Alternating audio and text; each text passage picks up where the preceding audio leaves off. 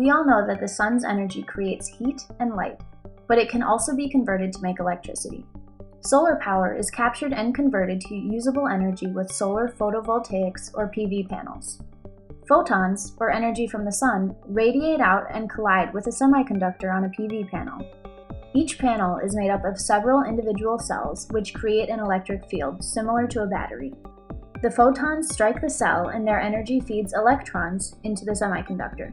These create an electric current which is harnessed by wires connected to the positive and negative sides of the cell. Many people associate solar with household rooftop panels, but this is not a viable option for over 75% of households. A 2008 study by the National Renewable Energy Laboratory found that only 22 to 27% of residential rooftop area is suitable for hosting an on-site PV system after adjusting for structural, shading, or ownership issues. There are a lot of people who I come in contact with that are interested, but for some reason or other, it just doesn't work for them. It could be that they can't afford the front-end cost. It could be that they have a roof that just isn't a good candidate. Community solar typically consists of a large PV installation. Community members can purchase a share to offset their energy bill. This can be viewed as an investment as each shareholder will receive dividends. These installations, called solar farms, may be anywhere there is reliable and plentiful sun. There are several types of community solar which may be operated by government, co-ops, or nonprofit organizations.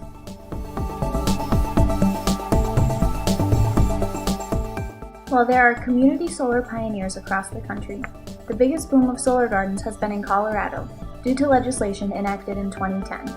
The new community solar program was so popular, Xcel Energy sold out 9 megawatts in 30 minutes. This will serve about 4,000 people for the next 25 years. This is more solar than Minnesota has accumulated since 2009. While Colorado has enjoyed great domestic success with community solar, Ontario, Canada has also been making strides towards more energy from renewable sources. SolarShare is a non-profit community solar cooperative in Ontario. Co-op members have the opportunity to purchase $1,000 bonds through the feed-in tariff program. SolarShare functions as a long-term investment rather than a utility credit like we see in Colorado. The feed-in tariff program is run by the Ontario Power Authority and subsidizes solar projects over 10 kilowatts. There are several barriers to implementing community solar projects, most of which are related to technological change outpacing relevant policies and regulations. Community solar projects must follow current federal, state, and local land use regulations, which often restrict the location and size of projects. In Minnesota, I only know of a couple of places that actually have included in their land use planning the concept of a solar farm. This impacts the ability of community solar projects to fit well with the current centralized utility billing structure. The community solar movement, or the community garden movement, is really about removing those kinds of regulatory barriers, creating appropriate structures that capture value so that people can take advantage of this particular resource.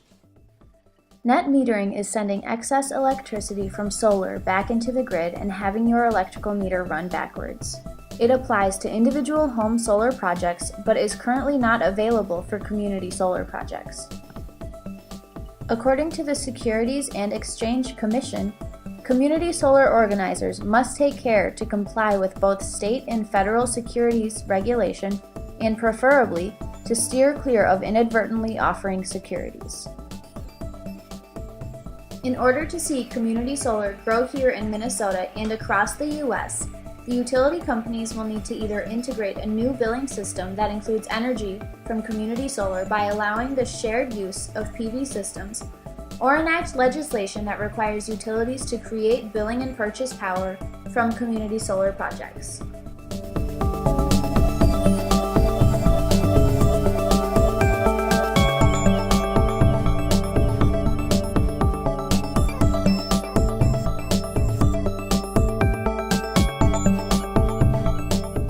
Solar energy is by far our largest energy resource here in Minnesota, as it is actually in most states.